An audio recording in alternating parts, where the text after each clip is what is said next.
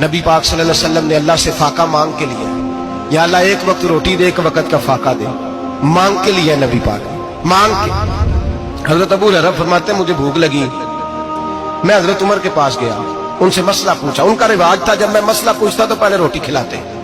تو نبی پاک صلی اللہ علیہ وسلم کے صحابی حضرت ابو ہریرہ رضی اللہ تعالیٰ عنہ فرماتے ہیں میں نے حضرت عمر سے مسئلہ پوچھا، میں نے کہا حضور مسئلہ بتائیں، تو کہتے پہلے ان کی عادت تھی جب میں مسئلہ پوچھتا تو روٹی بھی کھلاتے، آج انہوں نے مسئلہ ہی بتایا ہے، روٹی کوئی نہیں کھلائی۔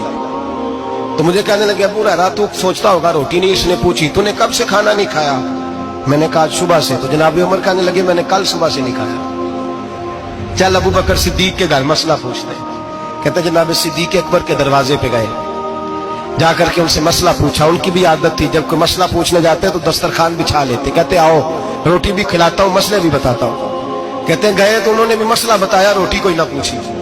تو کہنے لگے عمر ابو ہریرہ تم لوگوں نے کل پرسوں سے نہیں نہ کھایا ہوگا۔ اور ابو بکر کو 4 دن گزر گئے ہیں، تھوڑا سا دودھ ملا ہے یا کھجور ملی ہے، روٹی کوئی نہیں ملی، چلو در رسول پہ چلتے ہیں، آؤ حضور کی بارگاہ میں۔ کہتے ہیں نبی پاک کی بارگاہ میں آئے، حضور نے چہرے دیکھے، کریم سے مسئلہ نہیں پوچھنا پڑا۔ میرے مصطفیٰ کریم نے فرمایا بھوک لگی ہوئی ہے تم تینوں کو؟ 3-4 دن ہو گئے؟ اللہ کے رسول نے فرمایا مجھے پورا ہفتہ ہو گیا ہے۔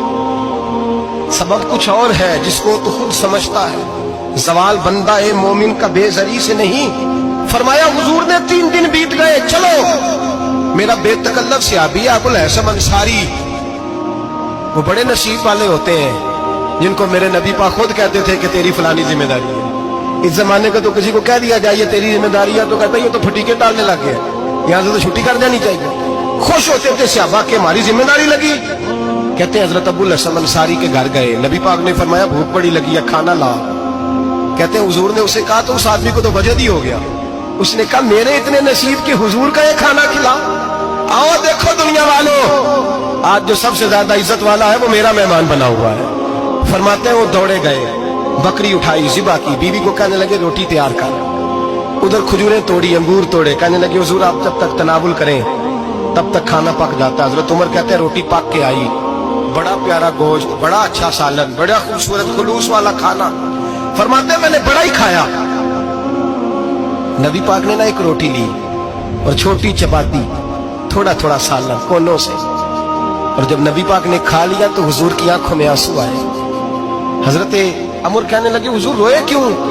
نبی پاک نے فرمایا سوچتا ہوں 7 دن کے فاقے کے بعد کھایا ہے، پر ڈرتا ہوں رب اس کا حساب پوچھے گا تو جواب کیسے دینا ہے، اس کا حساب بھی تو دینا ہے نا جو کھایا ہے۔ تو حضرت عمر فاروق کے ہاتھ میں کچھ چیز تھی، زور سے زمین پہ ماری، کہا محبوبہ 7 دن کے بعد بھی روٹی کھائے تو حساب دینا ہے۔ نبی پاک فرمانے لگے عمر وہ مالک ہے نا، تو جب دیتا ہے تو حساب نہیں لے سکتا، حساب تو دینا ہے، حساب تو دینا ہے، تیاری رکھو۔